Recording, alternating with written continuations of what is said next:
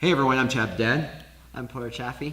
And we're gonna go over mount now. So, if you don't know what mount is at all, we're gonna cover it now, but I strongly suggest going to check out the introductory video and maybe the closed guard video, because as we build this up step by step, there's gonna be a lot that we're gonna chain together and it's gonna accumulate. So as it culminates to these more intermediate and advanced positions, it's best that you start your foundation completely understanding from the get-go, from the roots of everything. So anyway, let's go ahead and talk about what mount is. So once I'm in mount right here, okay, what I'm trying to do, and we talked about this earlier, what is closed guard? And closed guard is just upside down mount. But what closed guard does is it separates my opponent's upper body from their lower body, right? And so when I'm mount, he doesn't have access to his legs anymore. His hips are rendered almost useless. Okay, so as I start to attack Chaffee right here, I'm trying to get Porter in like Americanas and stuff. His legs aren't really part of the picture. He can try to buck me off or something, but I don't have to worry about his legs playing any sort of offense. Okay, now let's do this in a side position. So I'm right here, notice, like, see, even if he lifts his legs up or whatever, he can't kick me with these legs. He can't submit me with these legs. For the most part, he's got no offense to do with these legs or to participate with these legs. The only thing he can do really is some sort of defense. And even that, it's just a matter of trying to buck me or whatever, or trying to shrimp. So I'm in a very good position. And then on top of that, the likelihood that he can do damage to me from here, whether that be striking or submission, is very low.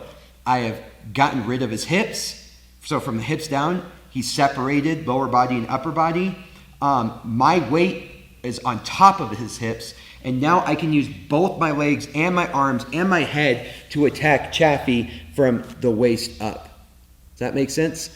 So as I start going for Americanas, going for chokes, going for arm bars, like even I can start moving up in here, and we're getting to this, where you see I can start attacking with my legs, arms, and everything, and this doesn't even have any sort of effect on me hardly at all.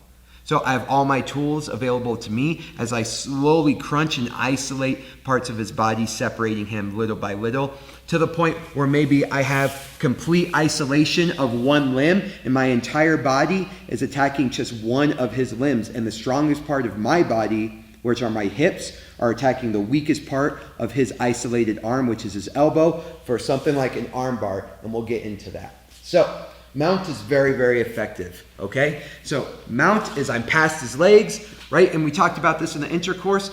Anybody's legs can be dangerous, even if he doesn't know what he's talking about. He could be kicking my knee out, he can kick me in the groin, or he can, in Jiu Jitsu terms, he could be trying to get me into a closed guard or a triangle or a sweep. Regardless, these legs have a lot of danger, right? And so we talked about the pass in the introductory course, where I come through here, boom, I get my knee on belly to mount, right? A little bit sloppy just to get to this point, right? But now I have isolated, I've got those legs out of the picture. Okay, I'll stop saying that, I promise. Now, we move on. I'm going to start slowly isolating further and further up the body, and I'm going to show you a few different mounts, okay? So, first mount is traditional mount. I'm past his legs, knees are kind of near the armpits. I'm sitting down on his waist, and I'm either up high, right here, trying to manipulate certain things so that way he can't break my posture and buck me over, or I'm opting to go very low where I'm trying to get his neck out of alignment. I'm trying to separate one of his limbs from his body. And as we talked already, the further his arm is away from his body, the stronger I am, or the easier it is for me to manipulate his arm or his limb, right? And the closer his arm gets to his body, the stronger his arm becomes. Does that make sense? So if he's tight in here, it's really hard to move his body away. It's really hard to pull his arm away, right? But if I get his arm, the further I move it away, exponentially, it gets weaker for him. Okay? So now, don't let me move your arm. Okay? So for me to manipulate his arm, very easy. See?